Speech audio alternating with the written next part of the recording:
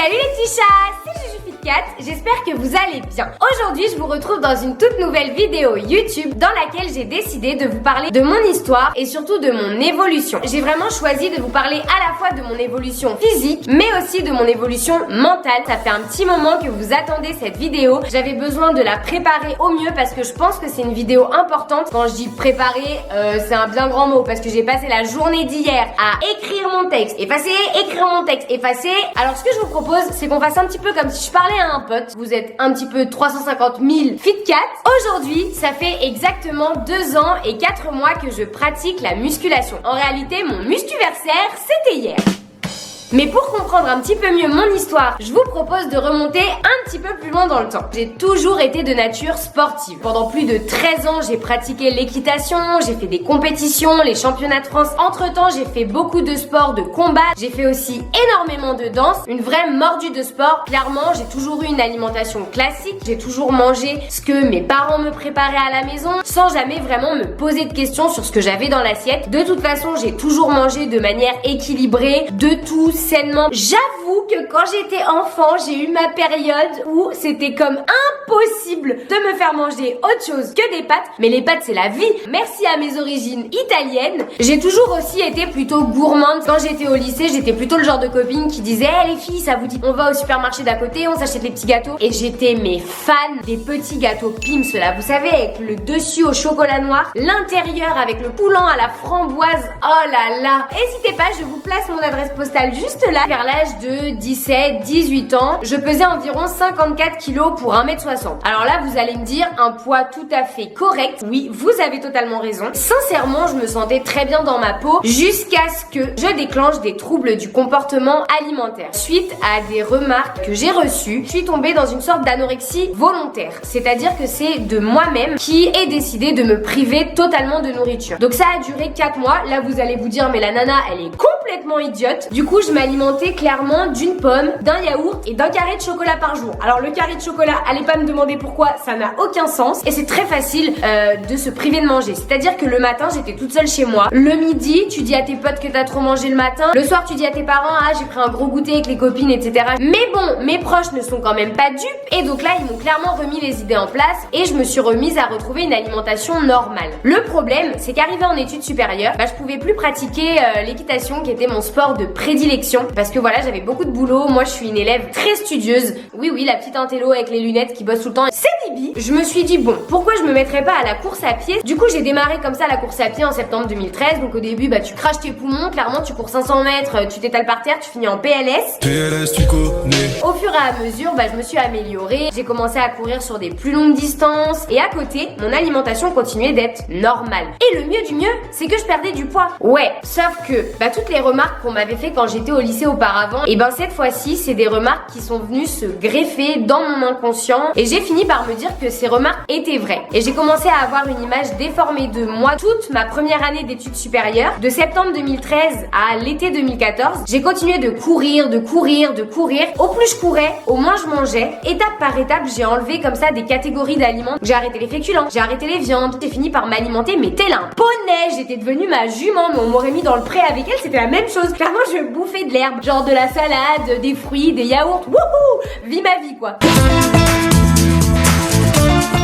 Le corps, à un moment donné, il peut pas tout faire, donc mon poids a commencé à dégringoler. À ma rentrée de septembre 2014, en 2e année d'études sup, j'ai commencé à voir une psychologue. Ça a duré comme ça pendant 1 an. Effectivement, on peut tous voir un psy, c'est pas une tare. D'un côté, ça m'a aidé parce que je pouvais discuter de mes problèmes et que je sentais qu'il y avait quelque chose qui fonctionnait pas, qui allait pas et qui était pas normal, que je m'épuisais au sport, que je ne m'alimentais pas, que mon poids descendait à vue d'œil sur la balance. Mais c'était impossible d'aller contre ça. C'était plus fort que moi. Je me pesais à cette époque-là à peu près 5 fois par jour. La balance, c'était ma meilleure amie et ma pire ennemie en même temps. C'est-à-dire que si elle affichait 100 grammes de moins, mais j'avais envie de la serrer dans mes bras, et si elle m'affichait 100 grammes de plus, mais j'aurais pu l'éclater contre un mur. J'en étais arrivée en 2015 à courir 42 km par semaine, divisé en 3-4 sorties. Et alors là, je vais faire une aparté. La course à pied, c'est un beau sport si vous le pratiquez pour les bonnes raisons. En l'occurrence, je ne l'ai absolument pas pratiqué pour les bonnes raisons. Moi, je le pratiquais uniquement pour but de perdre du poids. Aparté terminé, j'ai réalisé qu'en fait, en restant en France, il y aurait rien qui changeait parce que quand tu tombes dans l'anorexie, tu tombes aussi dans une sorte de dépression. Il y a beau avoir tous tes proches qui essayent de te faire sortir de là, c'est très difficile de remonter la pente. J'ai pris la décision de terminer mes études au Canada. Donc en février 2015, à l'époque de mon anniversaire,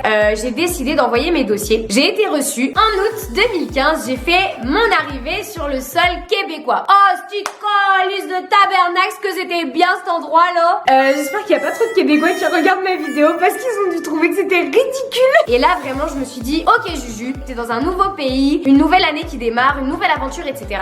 C'est le moment de changer. Faut aussi savoir que en août 2015, avant de partir, j'avais atteint mon poids le plus bas, 42 kilos pour 1m60. Deuxième aparté de la vidéo, non je n'étais pas dans le cas d'anorexie le plus extrême, même si quand vous voyez les photos à 42 kilos, j'étais pas bien épaisse parce que j'ai eu la chance qu'on me prenne en charge à temps et j'ai eu la chance aussi moi d'avoir le déclic. Il y a des personnes qui ont des histoires encore plus graves que la mienne. Comme je le dis toujours, on a tous nos parcours, c'est ça qui nous forge. Et aujourd'hui pour moi c'était important de vous partager mon histoire. Et si je l'avais pas partagée avant, c'est justement parce que je déteste qu'on m'assimile à cette partie-là de ma vie. Moi je veux juste qu'on me voit comme Juju Fitcat, la fille forte, battante, persévérante. Aparté terminé. Donc je suis arrivée sur le sol canadien. Et là, découverte du gym, comme on dit là-bas. Donc ça a démarré le 7 septembre 2015. Un bébé au milieu d'un endroit inconnu, comme si on m'avait posé là. Tu connais pas les machines. Qu'est-ce que je fais? Quelle machine j'utilise? Dans quel ordre? Combien de reps? Combien de séries? J'avance vers les haltères, etc. T'as des immenses miroirs. Tu sais les miroirs où du coup t'as des mecs un peu narcissiques qui sont comme ça genre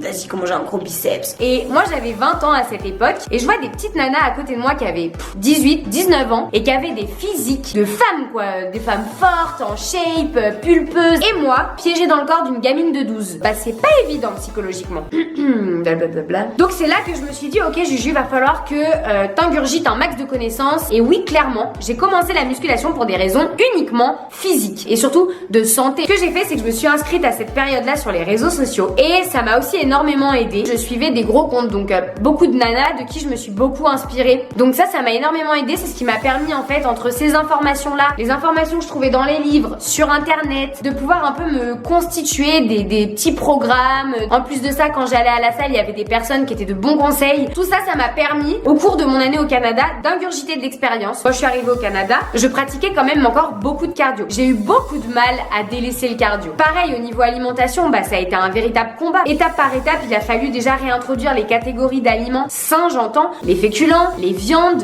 les huiles, etc. Donc j'ai eu d'abord cette phase-là au niveau de l'alimentation qui a duré peut-être 3-4 mois où du coup j'ai quand même réussi à reprendre un petit peu de poids. À la rentrée 2016, que j'ai commencé là à me dire ok, il faudrait peut-être aussi que tu t'accordes un peu des repas plaisir. Et là je suis passée par la fameuse phase que tout le monde connaît. Vas-y pas que je me pète le bide à coup d'un méga cheat meal tous les samedis soirs. Moi j'ai pratiqué pendant 2 mois le coup de la semaine je suis à fond ma diète, je respecte tout ce que je dois manger. À savoir qu'au Canada je ne pesais rien et le week-end en fait je m'ingurgitais tout ce que j'avais refusé de m'envoyer la semaine. Ouais bah super, moi je finissais en PLS, le ventre comme ça, j'avais trop mal, c'était horrible et je mangeais même plus jusqu'au lendemain soir. Mais t'imagines le truc? Ça m'a aidé à cette époque à passer et à franchir des étapes. Aujourd'hui je le pratique pas du tout et je m'en porte très bien. Et ensuite j'ai réussi à comprendre que je fonctionnais mieux en m'accordant des plaisirs dont j'avais envie n'importe quand sans faire dans l'excès. C'est-à-dire que je suivais ma diète alimentaire, mais voilà, si j'avais envie d'un peu de pain beurre confiture le matin, si un soir j'avais envie d'un hamburger, et bah je le mangeais. J'avais compris que je pouvais, tout en mangeant sainement, m'accorder les plaisirs que je voulais, que des fois j'avais envie de 3 plaisirs dans la semaine, que des fois j'en voulais pas pendant 2 semaines. Et c'est grâce à ça que j'ai réussi à continuer de prendre du poids au Canada. Étape par étape, j'arrivais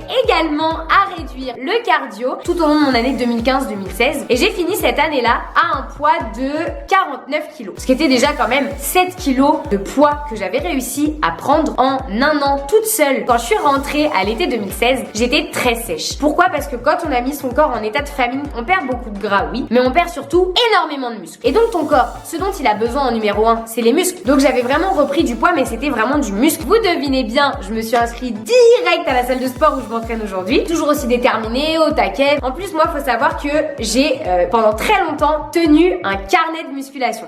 J'écrivais mes mensurations, mes charges, mes exercices. Ça, c'est un truc que je conseille aux débutants pour progresser et vraiment pour voir où vous en êtes. C'est vraiment une base. Et donc, quand je suis arrivée à ma petite salle, j'étais toujours avec mes petits carnets. Je m'entraîner dur, hein, comme je pouvais m'entraîner dur, quoi, avec ce que je connaissais, etc. Mes techniques étaient suffisamment correctes, mais elles pouvaient être largement améliorées. Et en fait, je me suis fait repérer donc par mon coach que j'ai actuellement et depuis maintenant 1 an et 4 mois. Je suis partie en vacances en Espagne, j'ai fait une petite pause un peu de sport et avec les vacances en Espagne, la bonne bouffe, etc. j'ai pris 1-2 kilos et donc je reviens de vacances, premier rendez-vous avec Alexis. Et je me souviendrai toujours de ce qu'il m'a dit. Soit on travaille à ta façon, soit on revoit tout depuis le début et on travaille à ma façon. Et moi je lui ai dit écoute, je suis pas coach, ça fait 1 an que je m'entraîne toute seule, j'ai des résultats oui, mais j'en veux beaucoup plus que ça et je suis prête à mettre mon ego de côté et s'il faut qu'on redémarre depuis le début et qu'on revoit tout, mais y a pas de problème. Il m'a fait faire ma première séance, j'ai pleuré ma race et sauf qu'en fait peut-être que je suis un peu maso parce que j'ai adoré ça. J'ai tout donné, j'ai donné le meilleur de moi-même et c'est là que mon mental a vraiment évolué. Il m'a poussé dans les entraînements, on a revu les techniques. Le squat que je faisais avant ne ressemble plus du tout à ça parce que clairement j'avais une technique dégueulasse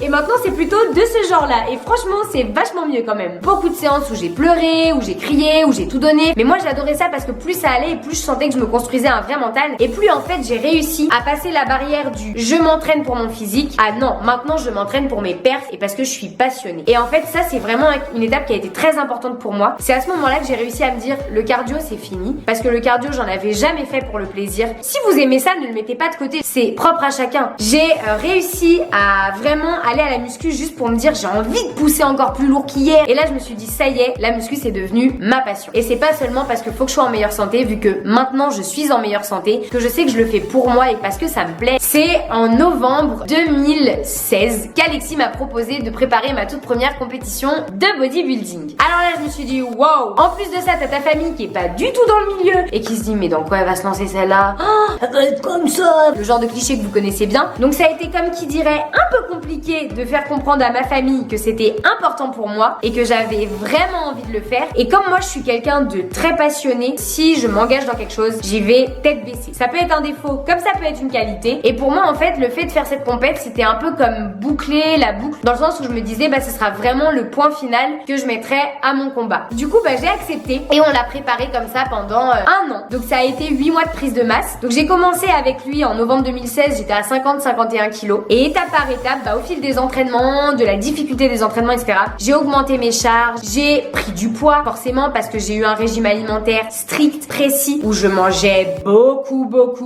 Oh oui, 5-6 repas par jour, des tailles comme ça. Et en plus de ça, j'étais très gourmande, pas du tout en train de me priver. Donc vas-y que je me fais un burger, une pizza, une glace dans la semaine. À partir du moment où je suivais ma diète et que j'étais en prise de masse, je me disais le but c'est de prendre du poids, c'est de faire des gains. Vas-y Juju, donne tout. Du coup j'ai fini ma prise de masse à peu près 57 kilos. Une prise de masse c'est pas que des moments faciles. C'est-à-dire qu'avec mes antécédents, même si j'étais contente de prendre du poids, que je savais que c'était pour préparer ma compète, bah croyez-moi, c'est pas facile de se voir grossir. Parce qu'on dit toujours que oui, perdre du poids c'est difficile, etc. Mais en prendre, ça l'est tout autant. C'est 2 combats différents, mais 2 combats quand même. Honnêtement, bah il y a eu des périodes où je me souviens que j'appelais mon coach, par exemple, quand j'allais essayer des vêtements, que je me retrouvais dans les cabines d'essayage et que je me disais mais t'as vu, j'ai du gras là, que j'appelais mon coach en larmes dans la cabine d'essayage parce que bah je lui disais mais ta prise de masse ça me fait prendre que du gras. On remet beaucoup de choses en question. Forcément on prend un peu de gras, mais pour autant derrière on construit beaucoup de muscles, mais à ce moment-là on le voit pas parce que bah il y a la petite couche de gras pour cacher. Après vous allez me dire l'hiver ça tient chaud, on est tranquille et puis ça permet d'avoir des sacrées grosses fesses. Du coup j'ai fini ma prise de masse en juin 2017, donc j'avais gagné à peu près l'équivalent de 7 kilos en l'espace de 8 mois. Donc ça a été vraiment une prise de masse assez intense. Et au niveau des perfs, mais rien à voir. Faut savoir que quand j'étais arrivée au Canada, mon premier squat, je l'ai fait à 7 kilos. Mais c'est normal, on démarre tous comme ça. On peut pas arriver la première fois à la salle de sport et dire vas-y je tape mon 1 RM à 100. Mais non. Et quand je vois qu'aujourd'hui je fais mes séries à 80 kilos, c'est bien la preuve que on progresse tous et que vous aussi vous allez progresser. Seulement il faut de la patience et il faut s'armer de persévérance et de détermination. Il faut être capable d'endurer des entraînements difficiles. Comme on dit toujours, c'est dans la douleur qu'on progresse. On arrête de rester affalé sur le canapé les gars. Enfin bon, je vous dis ça mais je tourne la vidéo depuis le canapé. En juin 2017, j'ai commencé ma sèche. En même temps que j'ai démarré ma sèche, il y a eu comme qui dirait un gros boom sur mes réseaux sociaux. Ça a été le FitCat boom. Vous avez été de plus en plus nombreux à suivre mes aventures. Et donc, ma sèche, vous l'avez tous vécu avec moi. Vous avez vu à quel point ça peut être difficile, à quel point c'est beaucoup de sacrifices. Donc, je vais pas trop revenir dessus. À part, voilà, vous dire que du coup, j'ai démarré ma sèche à 57 kilos. Je l'ai terminée à 49 kilos. Donc là, il y en a beaucoup qui vont me dire, mais attends Juju, t'as fini ta sèche au même poids que tu faisais au moment où t'as démarré ta prise de masse 1 an auparavant. Sauf que là c'était différent, c'était pas les mêmes 49 kilos. Si je vous mets les 49 kilos que je faisais quand je suis rentrée du Canada et les 49 kilos que je faisais un an après à ma compète, clairement on n'est pas sur le même physique du tout là. Parce qu'entre temps il y a eu une prise de masse qui m'a fait prendre beaucoup de muscles. À ma compétition le 21 octobre 2017, vous avez été d'un soutien juste incroyable. La chose que je me disais clairement quand j'étais sur scène, c'était waouh, t'as tout donné pendant un an, t'es sur la scène du Natural Fitness Show, tu présentes ton meilleur physique à toi et la petite Juju anorexique de il y a 2 ans, bah elle a complètement disparu. Et ça a été la plus belle chose que j'ai pu me dire à moi-même ce jour-là. J'avais vraiment l'impression d'avoir mené mon combat jusqu'au bout, d'être allée au bout de moi-même et c'est une journée vraiment qui a été magique et que j'oublierai jamais parce que je l'ai partagée avec des personnes extraordinaires, que je me suis dit ça y est, j'ai vaincu, j'ai gagné et je ne suis plus malade et aujourd'hui je vais bien. Je suis désolée, je suis malade, alors j'arrête pas de racler de la gorge et je parle du nez depuis le début de cette vidéo. Et voilà les petits chats, je terminerai cette vidéo en vous disant que si moi je l'ai fait, je ne suis pas différente de vous et vous êtes toutes et tous capables de mener vos combats. Alors j'espère sincèrement que mon histoire aura pu en inspirer certains ou certaines et si ça peut un petit peu vous remotiver, promis je vous transmets tout ce que j'ai. Je voulais vraiment aussi encore une fois vous remercier d'être là, de me soutenir parce que je pense que vous vous en rendez pas compte mais vous êtes d'une force incroyable pour nous aussi et dans nos combats et c'est aussi grâce à vous qu'on arrive à garder la motivation parce qu'on a envie de vous montrer que si nous on le fait, vous devez le faire et que si on combat tous ensemble comme une équipe et qu'on va tous se soutenir quels que soient nos objectifs. Également je voulais aussi vous expliquer que vous êtes nombreux à me demander quels sont mes conseils pour sortir de l'anorexie. Pour être honnête avec vous, il n'y a pas de conseils précis. Ça va être votre déclic personnel avant tout et même si vous avez des gens qui vous entourent, qui vont vous y aider, la décision de départ elle part de vous et c'est vous et vous seul qui allez mener le combat à bien du début à la fin. C'est à vous de trouver la force pour le faire et croyez-moi vous l'avez tous au fond de vous parce que c'est quand on sait pourquoi on le fait et qu'on a envie de le faire au fond de soi qu'on se donne les moyens de le faire. Écoutez-vous et surtout faites-vous confiance. Et voilà les petits chats, cette vidéo est maintenant terminée. J'espère qu'elle vous aura plu et que vous aurez apprécié que je vous conte l'histoire de Juju Fit Cat. Et surtout si vous avez aimé cette vidéo, n'hésitez pas à mettre une patte de chat en bas de la vidéo, likez, partagez, commentez, faites ce que vous voulez et n'oubliez pas qu'un Fit Cat retombe toujours sur ses pattes. Sur ce, moi je vous dis à la semaine prochaine pour une toute nouvelle vidéo YouTube. Je vous fais de gros bisous. Ciao.